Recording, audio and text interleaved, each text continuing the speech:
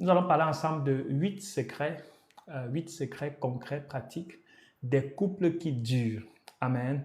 Que tu sois marié, que tu ne sois pas marié, tu dois absolument connaître ces choses que nous allons partager ensemble aujourd'hui. Alléluia. Et je crois vraiment de tout mon cœur que ça va être une très grande bénédiction. Vous savez, nous sommes dans une génération où les couples, malheureusement, beaucoup de couples ne durent plus. J'ai une connaissance qui m'a donné cette phrase choc et je l'ai vraiment retenue. Il m'a dit qu'aujourd'hui, les couples sont de l'emploi jetable. En fait, le contexte, c'est que j'étais en train de travailler sur un espace et puis il me disait qu'écoute, en fait, tu peux diviser cet espace-ci et faire des box que tu loues parce qu'il y a tout le temps des personnes qui cherchent où est-ce qu'ils vont stocker leur matériel parce qu'ils sont divorcés. J'ai dit, voyons donc. Donc voilà la qualité de business que tu veux que je fasse, louer des box pour accommoder ceux-là qui se sont séparés et qui se retrouvent du jour au lendemain en train de devoir packer leurs affaires pour aller chercher un endroit qu'ils vont louer pour le stocker. C'est triste à dire, mais c'est la vérité. C'est la vérité. Malheureusement, les couples se séparent très facilement. Un, ils peinent à se mettre ensemble. Deux, une fois ensemble, ils se séparent rapidement.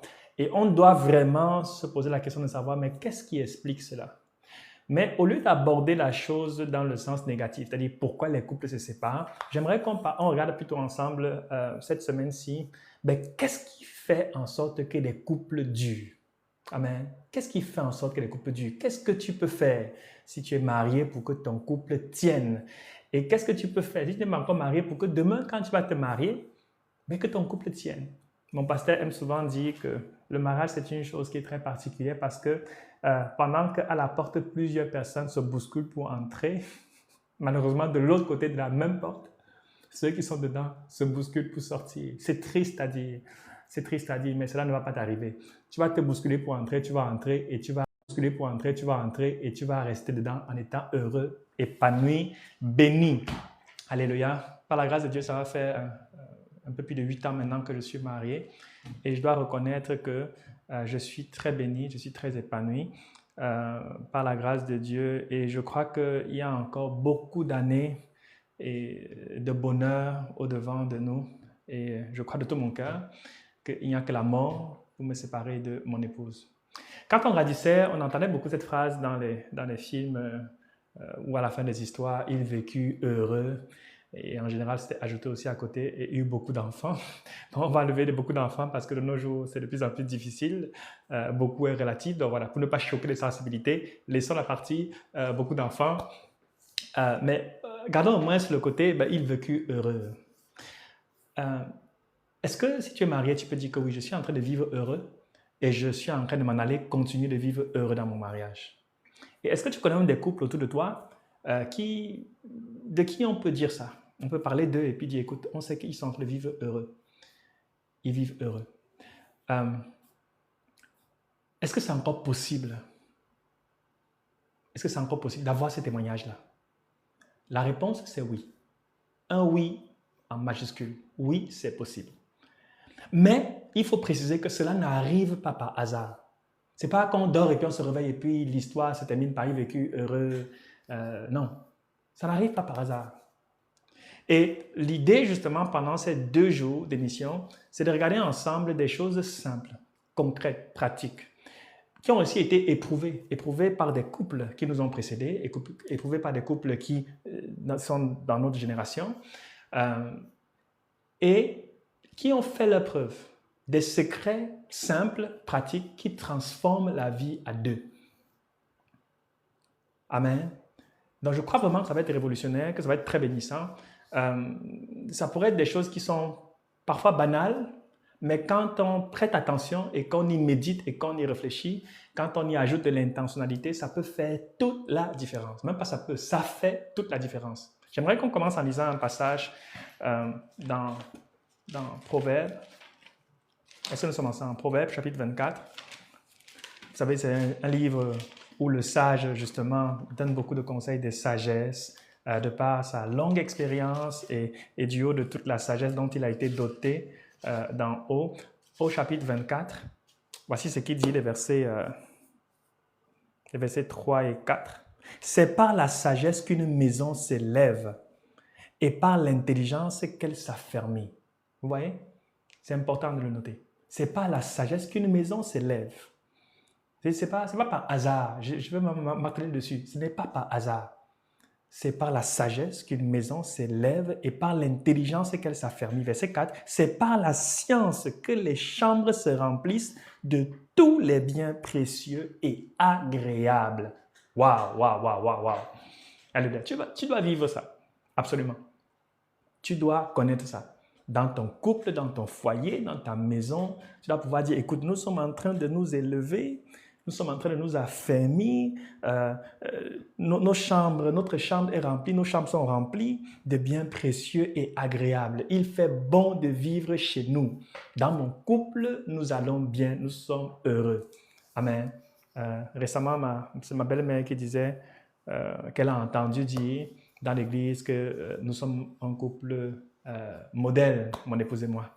On a encore beaucoup de manquements, on travaille encore sur beaucoup de choses, mais j'ai rendu grâce à Dieu d'entendre ça. Je me suis dit, écoute, si les gens disent déjà que ce que nous on vit là, c'est un couple modèle dans l'église, ils n'ont encore rien vu parce qu'on n'est qu'en train de décoller.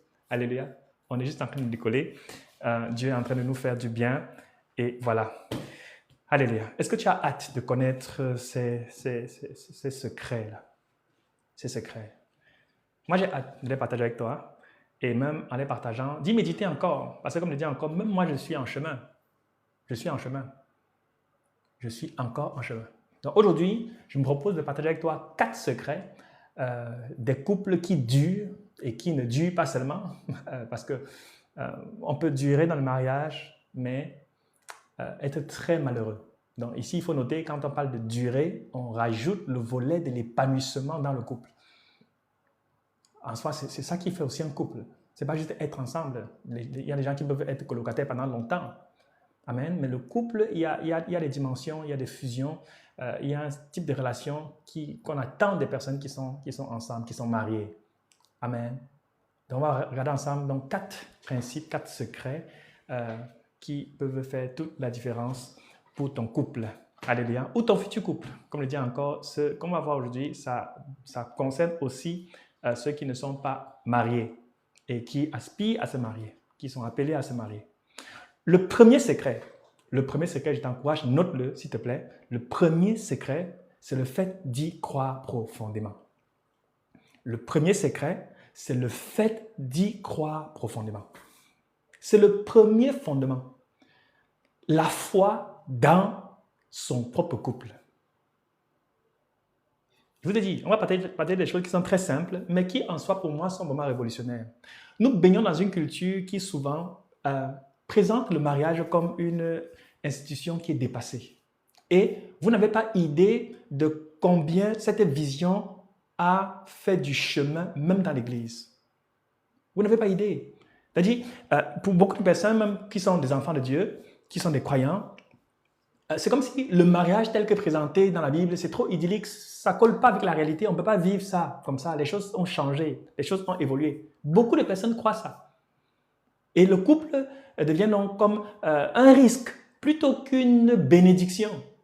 Oui, c'est plutôt vu comme étant, ok, quand un frère dit qu'il veut se marier, les autres regardent et écoute, tu es vraiment sérieux toi? Tu avais réfléchi? Pourquoi? Parce qu'on n'y croit plus. Oui. Plusieurs sont résignés. Et la résignation est soutenue par des statistiques. Oui, il y a des statistiques qui sont claires, qui montrent que de plus en plus les couples se déchirent. Les statistiques de divorce, si on prend juste le Québec, ce n'est pas en train d'aller en s'améliorant. Malgré tout ce qu'on a commencé à inventer autour du mariage pour permettre à des personnes d'être ensemble sans être mariées, jusque-là, ça ne marche pas. Ça ne marche pas. Et chacun d'entre nous, dans une certaine mesure, connaît des histoires d'échecs conjugaux. Un échec conjugaux. Ouais, bon, bref, vous avez compris. Le français, toujours une langue, la langue de Molière là n'est pas toujours facile. Oui, nous avons tous, et très souvent, il ne faut pas aller chercher loin. Dans la maison même d'où nous sommes sortis, où nous vivons encore, on peut parfois dire que cette affaire ne marche pas. Oui. Donc, beaucoup abordent la vie à deux avec une mentalité déjà où il y a un plan B. on verra bien si ça marche ou ça ne marche pas. Et c'est d'entrée de jeu. Hein. Je dis, même avant le mariage, quand on regarde déjà les fiançailles, etc., plusieurs sont dans une démarche où, oui, c'est vrai que ces différentes étapes-là, il y a de l'espace pour dire, si ça n'a pas marché, il faut qu'on arrête. C'est le but. C'est le but. Mais il faut se rendre compte que même la manière d'aborder ces étapes aujourd'hui, ça fait en sorte que c'est limite devenu même du flirt. Je veux dire, il y a une dimension de sérieux qui commence à manquer parce que les gens ne croient plus dans cette affaire de mariage. Les gens n'y croient plus. De nos jours, c'est un peu la mode de parler de l'entrepreneuriat, mais j'aimerais pour vous aider un peu à mesurer l'impact de ce que nous sommes en train de dire. Imaginez un entrepreneur qui démarre son entreprise en se disant, d'entrée de jeu, que dans son domaine, en fait, 50% des entreprises échouent en moins de 3 ans. C'est-à-dire, lui, c'est ce qu'il a en tête. C'est que, OK, dans mon domaine, là, ce que je veux faire, la vérité, c'est que 50%, c'est même pire. C'est pas beaucoup. Disons, 70% des entreprises qui font dans mon domaine, en général, ferment dans les 3 ans. Vous imaginez l'élan avec lequel il va commencer son histoire? Ben, écoutez, c'est pareil. C'est pareil aujourd'hui pour les couples. Et donc, le premier secret des couples qui sont heureux, qui durent, c'est la conviction profonde de ce que ça va marcher.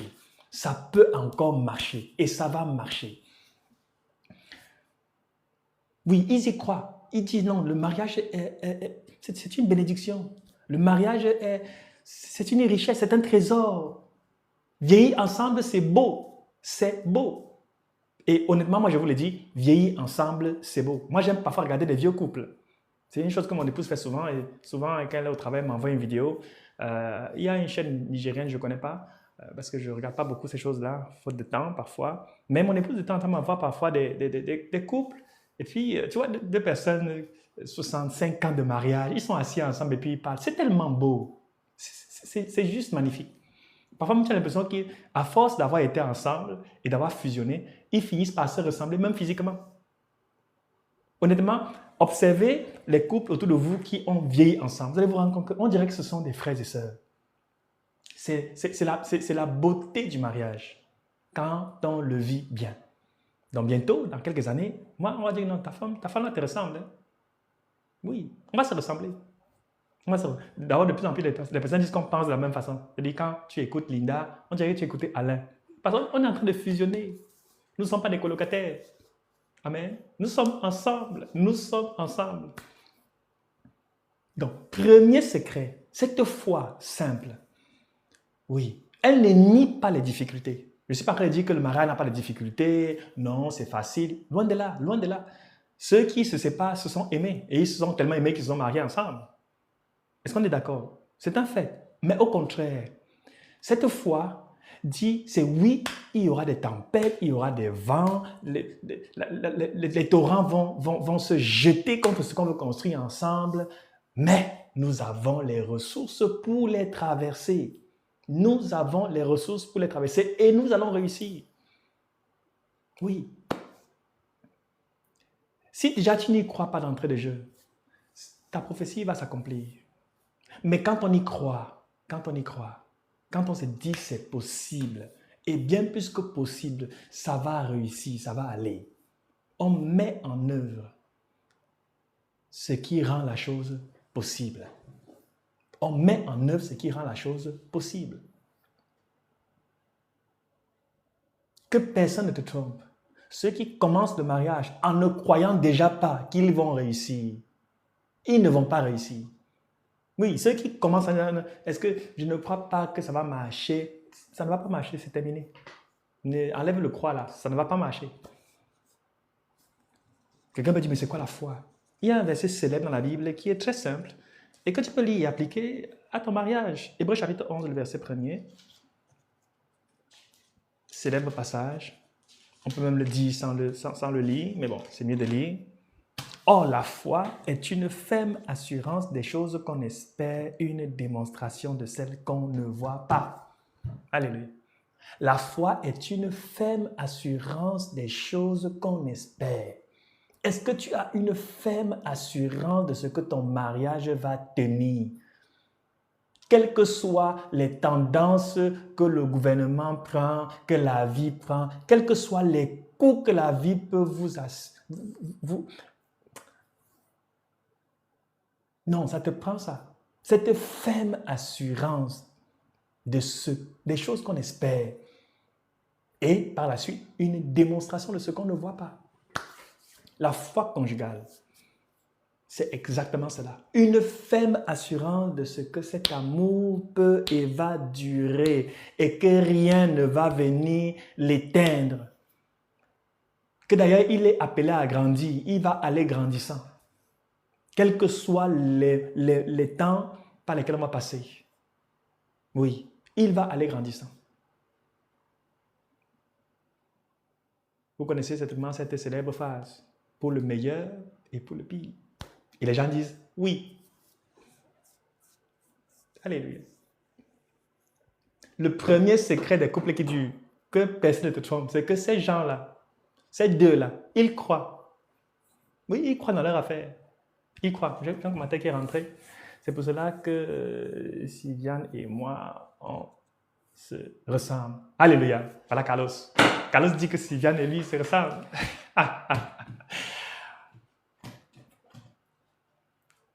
Il croit. Il ne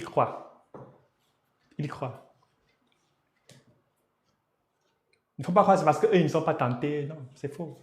C'est faux. Ou qu'eux, ils n'ont pas de problème. C'est faux. Tais-toi. C'est pas vrai. Ils croient d'abord. Ils croient. Ils croient dans leur affaire. Donc, maintenant qu'on a donné le premier principe, quelqu'un peut se demander, ok, mais comment faire pour cultiver cette foi-là? Comment faire concrètement? On pourrait dire plusieurs choses à ce sujet et il faut rappeler qu'on a 4 principes qu'on veut voir aujourd'hui ensemble et demain on verra 4 autres secrets. Mais la première chose que je dirais, c'est qu'il faut s'entourer de modèles. Il faut s'entourer de modèles. Vous voyez, j'ai été en Corée du Sud. J'ai été en Corée du Sud dans le cadre de ma formation d'ingénieur. Et c'est vrai qu'avant, j'entendais parler du réveil spirituel, etc. Puis je me dis, dans la Bible et tout, les gens qui croient en grand nombre. Mais je vous assure que quand je parle aujourd'hui du réveil, je sais ce que c'est. Parce que j'ai vu un pays qui a connu le réveil. J'ai vu un pays qui a connu le réveil. La Corée du Sud a connu un réveil spirituel. Et j'ai été là-bas. J'ai vu comment une nation peut être façonnée où à tous les échelons de la société, il y a des croyants et des croyants qui sont sérieux. En Corée du Sud, par exemple, si on prend l'équivalent du Québec, c'est les médecins qui sont très bien payés ici au Québec et au Canada de manière générale, mais beaucoup plus au Québec. En Corée du Sud, ce sont les professeurs d'université qui sont les plus payés. Mais j'ai vu des professeurs d'université extrêmement riches, mais extrêmement pieux. Je me rappelle toujours, et c'était vraiment très touchant, comment le dimanche, tu vois un professeur d'université qui publie dans des journaux, qui est tout le temps aux États-Unis, à Harvard, qui range des chaises pour que toi, étudiant, que je suis, tu t'assois. Et sa femme, elle fait à manger, elle vous sert. Elle-même aussi professeur d'université. C'est-à-dire, des gens qui ont l'argent, c'est parce que l'argent même les écrase. Mais tu vois comment ils sont là, simples avec vous. Tu dis non, il n'y a que Jésus pour faire ça. Il n'y a que Jésus qui peut faire ça. Et c'est comme ça partout. En Corée du Sud, tu laisses ton téléphone comme ça. Tu pars, tu oublies, tu reviens le lendemain, ton téléphone au même endroit. Personne n'a volé. C'est-à-dire, même les non-croyants sont devenus croyants, entre guillemets. Donc, j'ai vu un pays qui a connu le réveil spirituel. Et ça a créé en moi cette foi dans le réveil. Quand je prie pour le réveil et quand je dis, OK, Seigneur, donne-nous le réveil dans la jeunesse canadienne, donne-nous le réveil, je sais de quoi je parle parce que j'ai vu à quoi ça ressemble le réveil. Tu vois, c'est la même chose. Il y a un niveau de foi que tu as. Bon, quelqu'un peut m'écouter et dire, OK, voilà, la Bible dit qu'il faut marcher par la foi et non par la vue. Dans la foi et la vue, non, les deux ne sont pas contradictoires. S'il te plaît, crois sans voir. Mais si tu peux voir, vois. Crois sans voir. Oui. Mais si tu peux voir tout en croyant, s'il te plaît, vois. Ça va changer ta foi. Donc, pour revenir au sujet, ce que tu peux faire, s'il te plaît, entoure-toi Cherche même un modèle. Cherche un modèle de couple, des gens qui ont vieilli ensemble, tu vois, ils sont heureux. Ça va créer encore, au lieu de passer le temps à écouter que tel s'est séparé, tel a trompé tel, etc. S'il te plaît, aie des modèles. Des couples, tu vois, ils marchent comme ça, ils s'aiment, ils se font bisous, câlins, voilà. Tu dis ça, c'est ça. C'est possible. C'est possible. Cherche. Cherche des couples qui ont 20 ans, 40 ans, 60 ans de mariage. Il y en a sur Internet qui témoignent. Bon, sur Internet, oui, mais s'il te plaît, essaye d'avoir des modèles. Essaye d'avoir des modèles. Des vieux couples qui ont encore des étoiles, quand ils parlent, tu vois, moi, ça brille. Ils sont vieux, fatigués comme ça, mais voilà, bisous. Voilà. Alléluia. Observe-les. Si tu veux leur poser des questions, pose des questions. Demande, c'est quoi tes secrets? Parle avec eux. Parle avec eux. Amen. Oui. Parle avec eux. C'est sûr qu'il y a un manque criard de modèles. Mais ceux qui cherchent les modèles intentionnellement vont les trouver. Ils vont les trouver. Et si tu trouves un, s'il te plaît, garde-les jalousement. Garde-les jalousement. Deuxième chose que tu peux faire, au-delà de chercher et d'avoir des modèles de couple, même si tu as un an dans le mariage, ne cherche pas forcément un modèle de 50 ans. Tu peux t'attacher à un couple, eux ils ont 5 ans déjà. Eux ils ont 8 ans déjà. C'est un pas. Ça te permet de voir que non, dans 5 ans, non, on sera comme ça. Si ce n'est même mieux. Tu demandes, c'est quoi votre secret? C'est quoi votre secret? Oui. Des modèles. Donc, deuxième chose, s'il te plaît, nourris ton esprit avec des récits qui provoquent cette foi. Donc, lis des livres inspirants. Lis des livres inspirants. Il y a des livres qui traitent la question avec des enfants de Dieu. Il y a un célèbre auteur, Gary Chapman, qui parle un peu des relations amoureuses et puis Dieu l'a béni dans ce domaine-là. Lis. Inspire-toi. Et quand je disais encore, écoute des témoignages édifiants. Il faut que mon épouse vienne et puis elle met sur la vidéo, elle met le lien de cette chaîne nigérienne-là. Ils sont spécialisés à aller interviewer des vieux couples où on pose encore les questions simples, etc. C'est quoi votre secret et tout. Et puis tu vas dire, il est vieux. Mais il n'était pas là. Oui, non, le sexe. Non, c'est même pas lui qui répond. Sa femme dit, c'est le sexe. Oui, oui. Décontracte. À son âge, ce n'est même plus ça. Mais il dit que non, c'était un de nos secrets. Est-ce qu'on est ensemble? S'il te plaît, si tu nourris ton esprit avec de tels témoignages, ça va t'impacter positivement. Ça va produire en toi cette foi.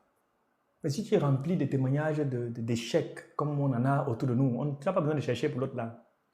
Dès que tu ouvres les informations là-bas, ok, tel a trompé tel, voilà, tel divorce, etc. Oui, c'est ça que tu trouves facilement.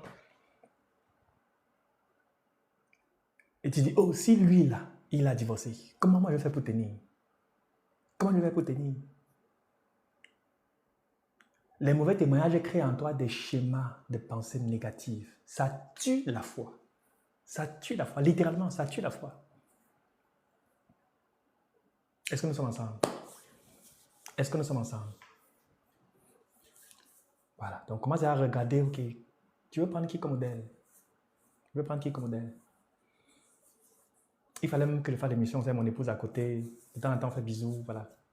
Il faut qu'on imite cela. Alléluia. Bon, j'ai dit, j'ai été très béni par le témoignage de ma belle-mère qui disait que, écoute, elle entend dire que nous sommes un modèle dans l'église en termes de jeunes couples. Mais je sais que notre chemin est encore long. Notre chemin est encore long. Mais si ça peut déjà inspirer quelques-uns, pourquoi pas? Pourquoi pas? Pourquoi pas? Pourquoi pas? Alléluia. Moi, on faisait des disciples aussi, c'est un modèle pour moi. Et j'ai beaucoup appris à ses côtés. J'ai beaucoup appris. Est-ce que nous sommes ensemble? Qu'est-ce que tu penses de ce premier secret? La foi. Croire.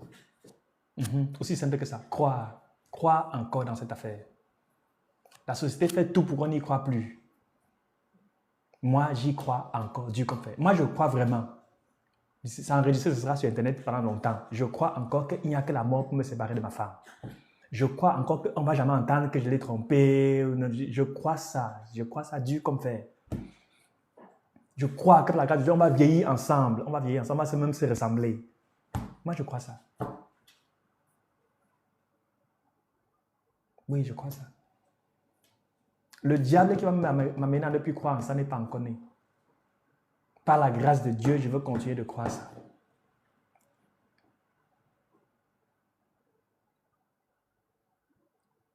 Donc, je me demande, ok, c'est quoi ton secret par rapport à ton couple? Non, premier secret, moi je crois. Je crois que voilà, comment on s'est marié là, comment on s'est dit oui là, on ne va pas se dire non demain. On s'est dit oui, c'est pour oui. Aussi simple que ça, c'est pour oui. Alléluia. Bon, le temps passe vite aussi. Est-ce qu'il y a d'autres commentaires qui rentrent? Je vais regarder s'il y a des commentaires.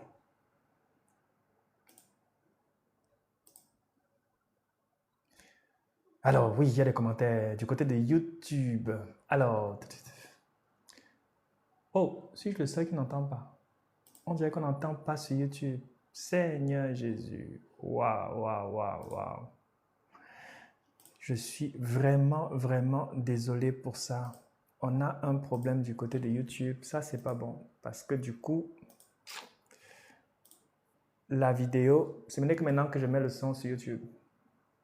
Oh là là là là là là là. Je ne sais pas comment on va faire pour rattraper ça. Je ne sais vraiment pas comment on va faire pour rattraper ça.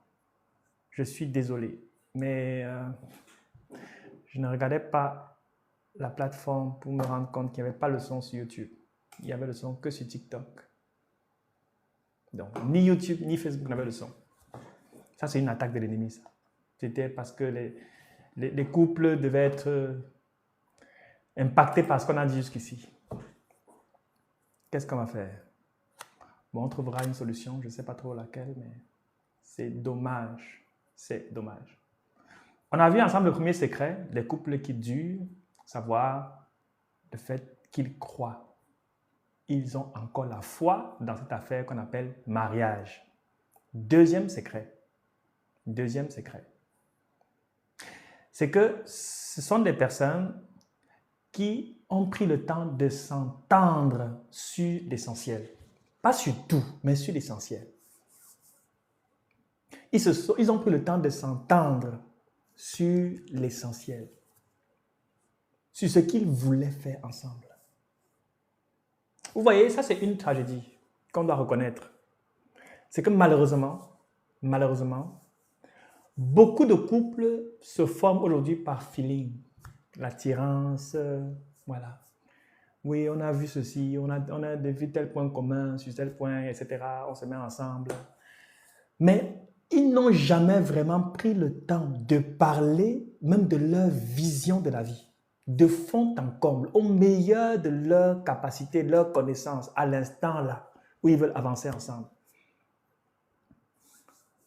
C'est exactement comme embarquer dans un avion et puis le pilote te dit, écoute, on va où? Ben, on va décoller, on part quelque part. Il faut être vraiment insensé pour rester dans un tel avion. Mais vraiment. Il faut être insensé pour rester dans un tel avion. Donc, deuxième secret des couples heureux, c'est que ce sont sont des personnes qui ont pris le temps, tôt dans la relation, de se poser des bonnes questions. Et qui prennent le temps, même après être mariés, de souvent revenir sur ces questions, se les reposer, se mettre à jour. Oui. Ils essayent de s'accorder sur ce qui est essentiel. Quel genre de vie est-ce que nous voulons construire ensemble? Quelle est la place de Dieu, notre service à Dieu, notre engagement pour Dieu? Ils prennent le temps. Ils ont pris le temps. Ils ont pris. Je vais insister là-dessus. Ils ont pris le temps. Parce que le secret de leur succès que vous voyez aujourd'hui ne s'est pas bâti aujourd'hui seulement. Ça a commencé bien avant. Ils ont pris le temps en amont de se parler sur ce qu'ils aimeraient faire. Où est-ce qu'ils aimeraient aller avec cette affaire de mariage, là, de couple là. Ça va où? Combien d'enfants? Oui. Quelle éducation on leur donne? Anglophone, francophone? Où est-ce qu'on vit? Dans une ville plutôt en périphérie? Ils ont pris le temps de se poser des questions. C'est à ça que c'est les fiançailles. On se rencontre et puis on parle. Nous, on a un dossier de plus de 200 questions.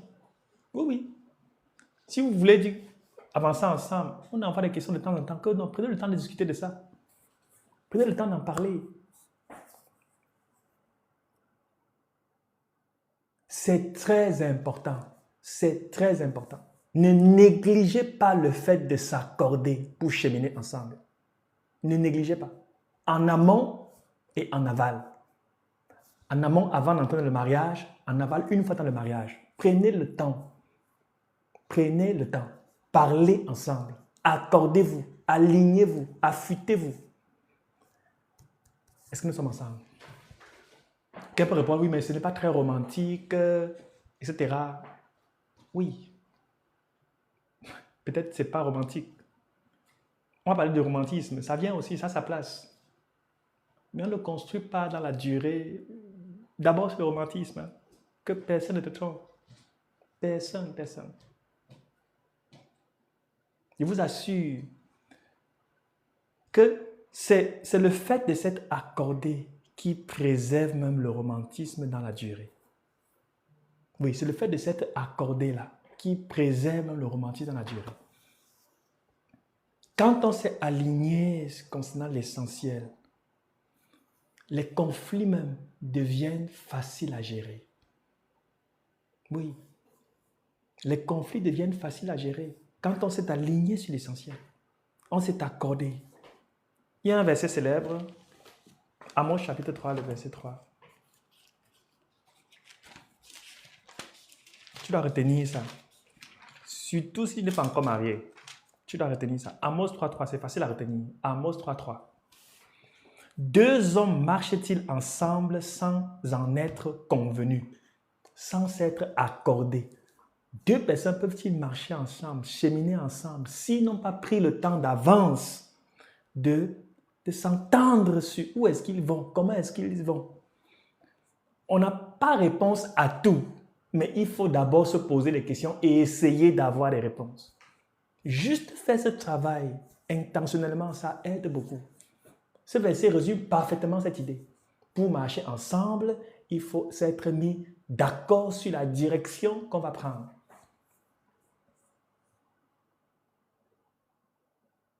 Tu comprends maintenant pourquoi tu ne fais pas juste coup de tête, voilà, j'ai connu son caddie à Maxi, puis quand je ramassais ses affaires que j'avais renversées, ça c'est à la télé, laisse ça à la télé.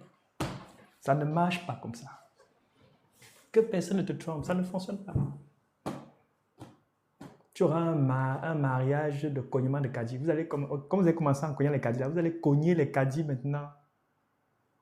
À un moment, quand vous allez casser les caddies, chacun va aller à un Maxi, l'autre à Super, c'est terminé. Non. Non, c'est une affaire très sérieuse. Même pour signer un contrat, tu devez passer des entrevues, etc. Une affaire où après, on te dit, OK, ton contrat s'arrête aujourd'hui, tu fais tes cartons. Maintenant, tu embarques dans un truc là, jusqu'à ce que la mort vous sépare. Et ça a commencé par cognement de caddie. Arrêtez ça. Il faut laisser les livres que vous lisez là. C'est des foutaises, c'est n'importe quoi.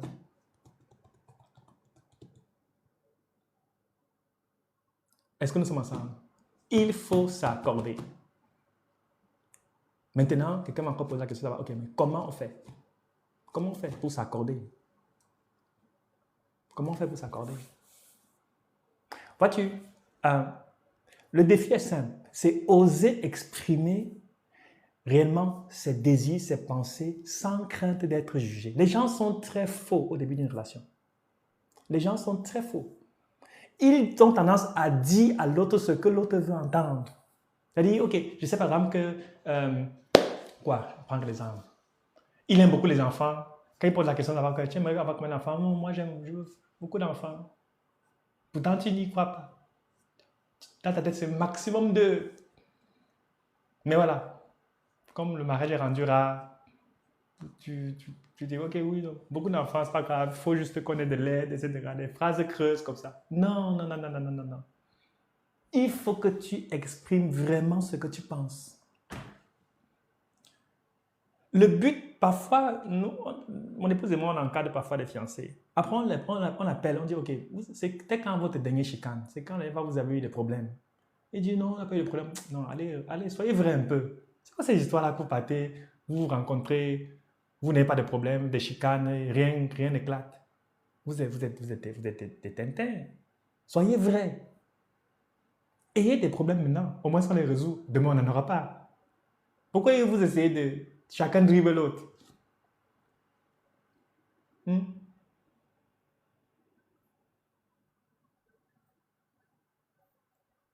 faut laisser le ballon dans Mbappé ou je ne sais pas trop quoi là. Sois vrai. Arrête de dribbler. Sois vrai. Parlez.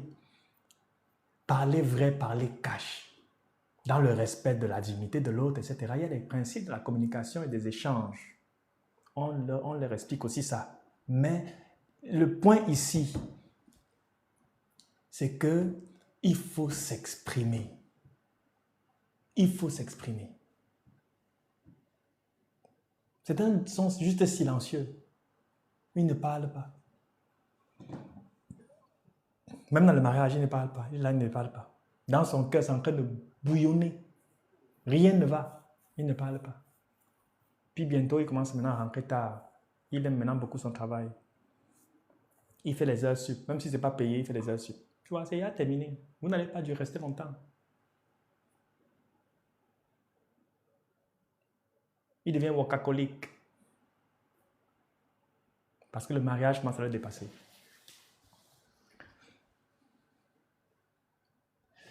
Quand on veut évaluer cette question de compatibilité ou d'incompatibilité, parce que ça peut donner que vous n'êtes pas compatible, il vaut mieux se découvrir tôt. Il vaut mieux vraiment se découvrir tôt.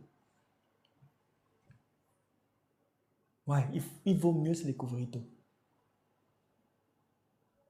Et donc la clé, c'est quoi? C'est de parler. Parle. Dis les choses. Ce qui est très important pour toi, quand tu dis que ceci-là, c'est très important pour moi. Je veux absolument ceci. Ceci, j'y tiens. Tu ne vas pas parler de ce qui est très important pour toi au même titre que ce qui n'est pas important pour toi. Non. Dis ce que tu penses, dis ce que tu ressens, etc. C'est très important. Il y a des lignes rouges. Tu dis que non, ça c'est une red flag. Que ça c'est une ligne rouge. Je peux pas, ça je peux pas faire, je peux pas aller au-delà de ça. Et il peut dire que non, tu n'as pas de ligne rouge là, s'il te plaît, circule avec. C'est trop pour moi. Ce n'est pas qu'on ne s'ajuste pas, mais il faut que l'autre s'engage au meilleur de sa connaissance de la personne avec qui il est en train de s'engager. Et les couples qui durent, là on a parlé de ceux qui veulent se marier, les couples aussi qui durent sont les couples aussi qui prennent le temps de parler. Et c'est une des choses que la vie parfois a tendance à nous voler. On parle beaucoup de ça. Dans les 10 grands problèmes qui détruisent les couples, il y a 10 grandes sources de séparation dans les couples. On en parlera une autre fois. Mais parmi les 10, il y a la communication. Il y a la communication. Et dans les éléments de la communication, c'est le fait d'avoir le temps de parler, de converser. Et les choses qu'on a eu assez dit avant de se marier aussi, les choses évoluent. Les choses évoluent. Peut-être on dit, ok, 5 enfants, mais le premier peut-être venu par césarienne, les choses ont changé. Quand avez-vous pris le temps d'en parler? Il faut que vous en parliez. Sinon, l'autre est frustré, etc. Vous êtes ensemble, mais vous n'êtes plus ensemble. Donc, il y a des mises à jour. La vie aussi, la Bible dit que personne ne sait ce qu'un jour peut enfanter. Dans la vie aussi, nous jouons des tours et puis voilà. C'est ça la beauté de la vie humaine et des hommes que nous sommes. On s'adapte, on s'ajuste. Même Dieu, dans son plan de rédemption, s'est ajusté. On parle de dispensation. Il savait ce qu'il voulait, il savait où il allait, mais il a composé avec les hommes.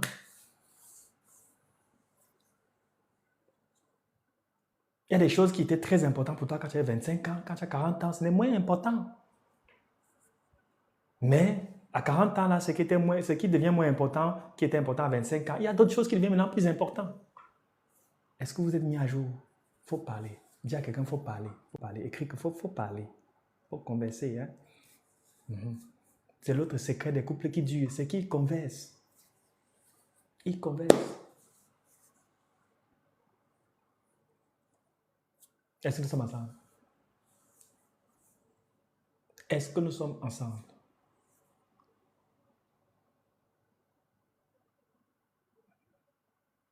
Alléluia. Bon. Troisième secret des couples qui durent. Le troisième secret des couples qui durent, que nous allons voir aujourd'hui.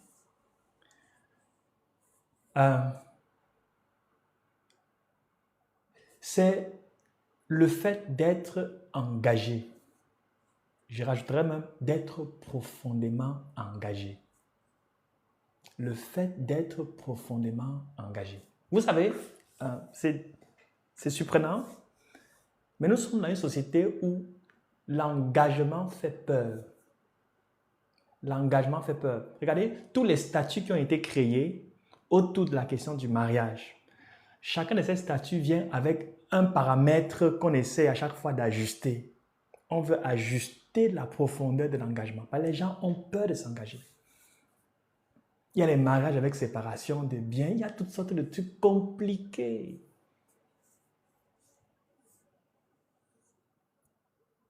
De plus en plus, la profondeur dans l'engagement est vue comme une limitation dans ma liberté.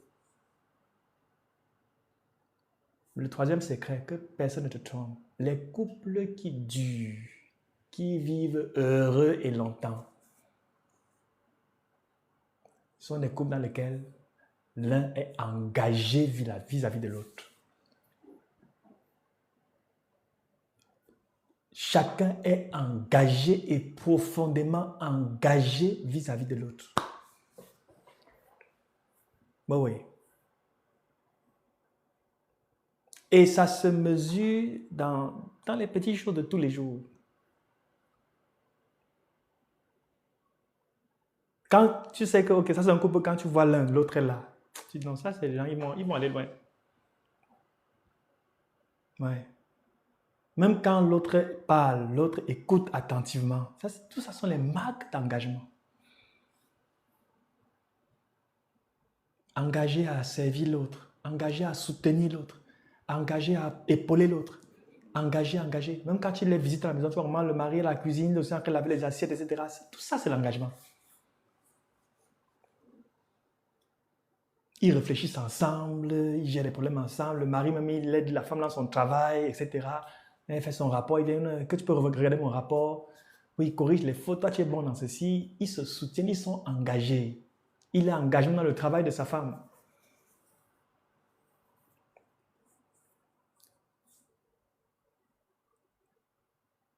Engagé quand l'autre est fort, engagé quand l'autre est faible. Engagé. Il y a deux fiancés qui se préparent à se marier. Ils se marient quand d'ailleurs? Je pense que c'est le 21 décembre.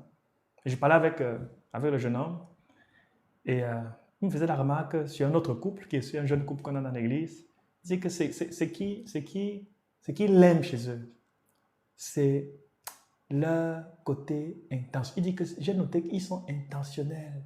Ils sont engagés. Je lui ai dit, va, fais de même.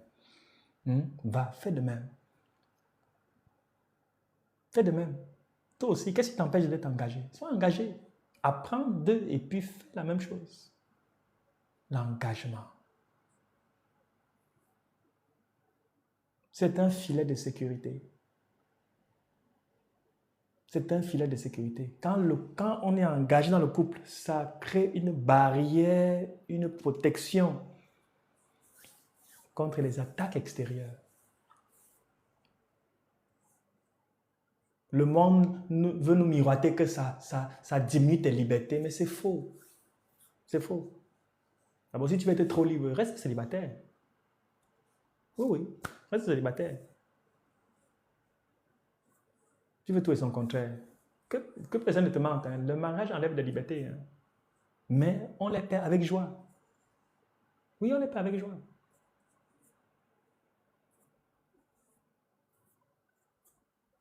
Aïe, aïe, aïe, aïe, aïe. Récemment, on avait une retraite, c'était en mai, aimé à tous égards. Et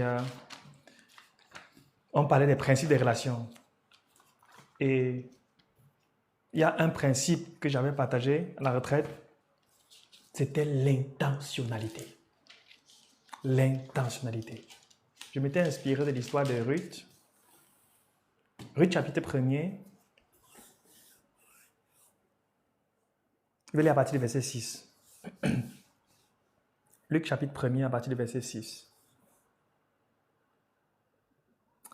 Je lis pour nous. Puis elle se leva, elle et ses belles-filles, il s'agit là de Naomi, afin de quitter le pays de Moab, car elle apprit au pays de Moab que l'Éternel avait visité son peuple et lui avait donné du pain. Elle sortit du lieu qu'elle habitait, accompagnée de ses deux belles-filles, et elle se mit en route pour retourner dans le pays de Juda. Naomi dit alors à ses deux belles-filles, « Allez, retournez chacune à la maison de sa mère.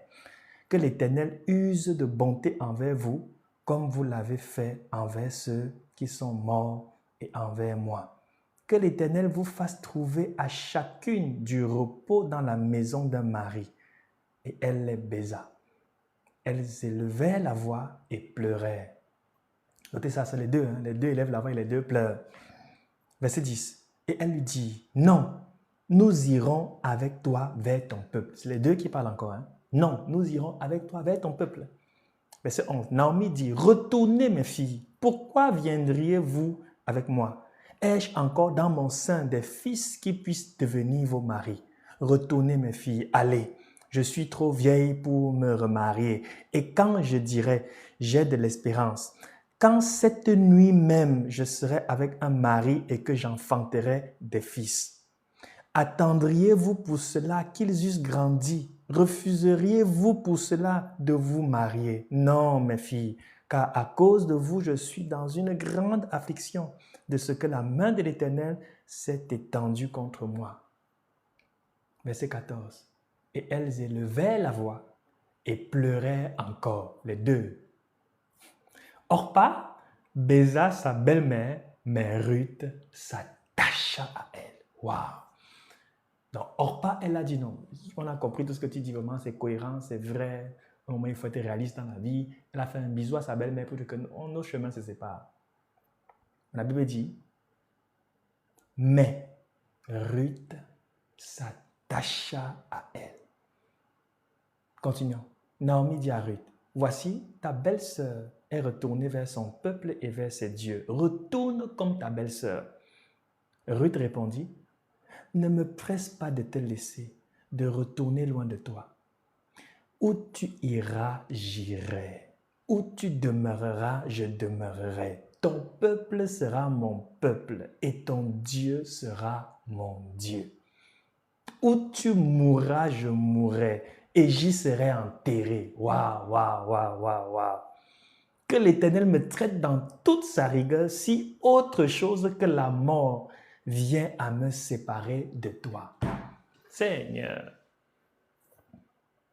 quel niveau d'intentionnalité et d'intensité dans la relation.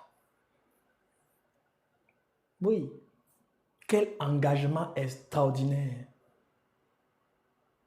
Au début, Orpa aussi, sa sœur, était engagée. Mais on a vu comment, plus chemin faisant au moment, elle a dit non, cette affaire est très compliquée. Moi, je pars. Mais Ruth a tenu. Et nous connaissons la suite de l'histoire. Dieu a béni cet engagement. Nous manquons beaucoup d'intentionnalité de nos jours. Et je le dis toujours, les réseaux sociaux, le web 2.0, maintenant on est rendu à 4.0 avec l'IA, etc. Ça nous a fait pas mal, beaucoup de mal. Regarde même comment tu écris aux gens. Tu vas te rendre compte, parfois tu écris à quelqu'un le matin, tu n'as même pas eu le temps de dire bonjour. Je dis, ou même de demander comment la personne va. On est de plus en plus léger et on manque d'attachement, on manque de profondeur. Les choses sont juste trop superficielles. Et ça affecte les couples. Ça affecte les couples, la relation des parents avec les enfants avec les parents entre eux, etc. Tout ça est impacté. Mais ça prend des personnes qui vont se lever et qui vont dire, je vais être intentionnel. Oui, je vais être intentionnel. Apprécier, on est très occupé, on court, mais quand tu es avec ton mari, sois là. Il y a une femme qui tape son mari, tu écoutes ça? Et quand tu es avec ta femme, sois là. Dépose un peu le téléphone là, que tu arrêtes tout le temps, tu écris. Non? Dépose un peu, sois là. Sois là. L'intentionnalité. L'intentionnalité. Est-ce que nous sommes ensemble? Vous êtes déjà fâché? On dit la vérité. Sois là. Dis à quelqu'un, sois là. Sois là. Sois là.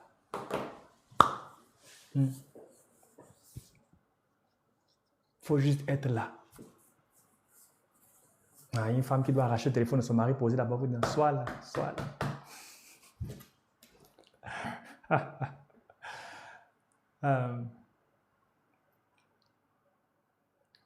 Comment faire pour être intentionnel? C'est simple. Il faut juste décider de s'investir quotidiennement.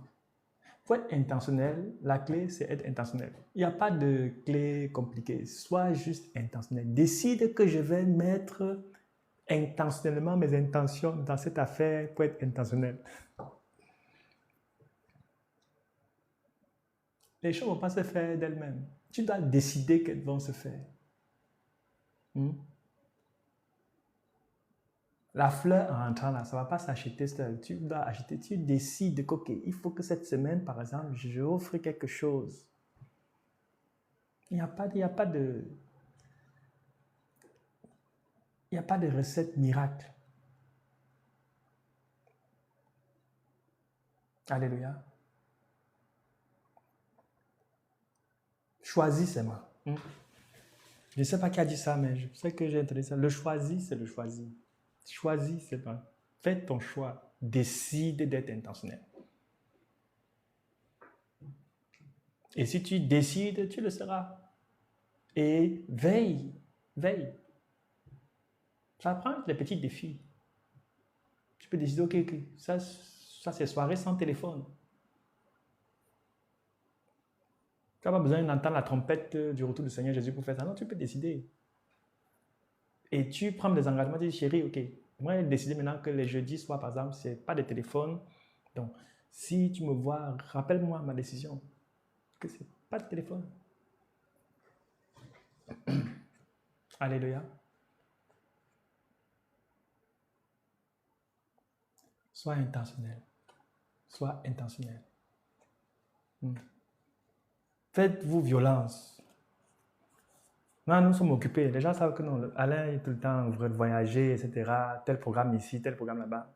Mais cette année, j'ai dit, ok, on va seulement sortir. On va partir 3 jours, on part. L'année dernière, j'ai essayé comme ça. Mon épouse a un peu tourné. Enfin, ça s'est pas. J'ai dit, cette année, si je prends l'affaire en main.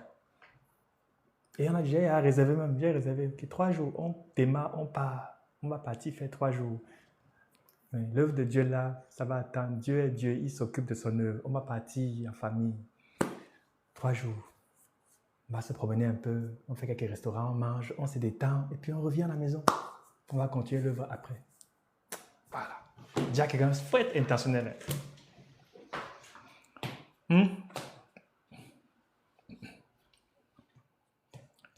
Alléluia. Est-ce qu'on a le temps pour regarder le 4e secret ou on va faire ça demain? On va aller rapidement sur le 4e secret. Le 4e secret des couples qui durent ensemble et heureux. Ça va peut-être choquer. Mais c'est simple. Ce sont des couples où chacun a appris à rester soi-même et à accepter l'autre. Ce sont les couples où chacun a appris à rester soi-même et à accepter l'autre tel qu'il est. Vous savez, en disant ça comme ça paraît banal. Mais rester soi-même et accepter l'autre tel qu'il est, ça peut sembler paradoxal. Mais pour bien vivre à deux, c'est une clé. C'est une clé. Et c'est le fruit de renoncer à notre désir. Et nous avons tous ce désir, soit consciemment, soit inconsciemment, de changer l'autre.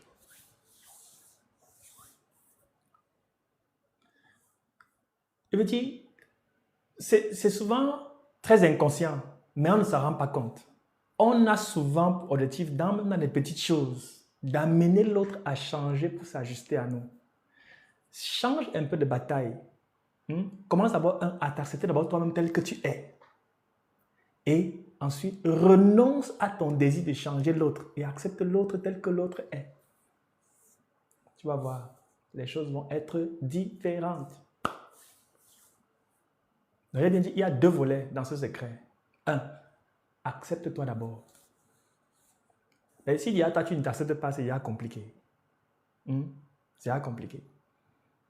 Et maintenant, quand tu es nos soeurs, maintenant, vous savez que, ok, toi, tout est faux. Tes ongles sont faux, tes cheveux sont faux, tes pieds sont faux, ton nez est faux, tes sourcils sont faux, même ton teint est faux, tout est faux là. Ça peut être un indice qui dit que tu ne t'acceptes pas d'abord toi-même. Est-ce qu'on est ensemble? Ouais, les gens maintenant se déconnecter du live. Voilà.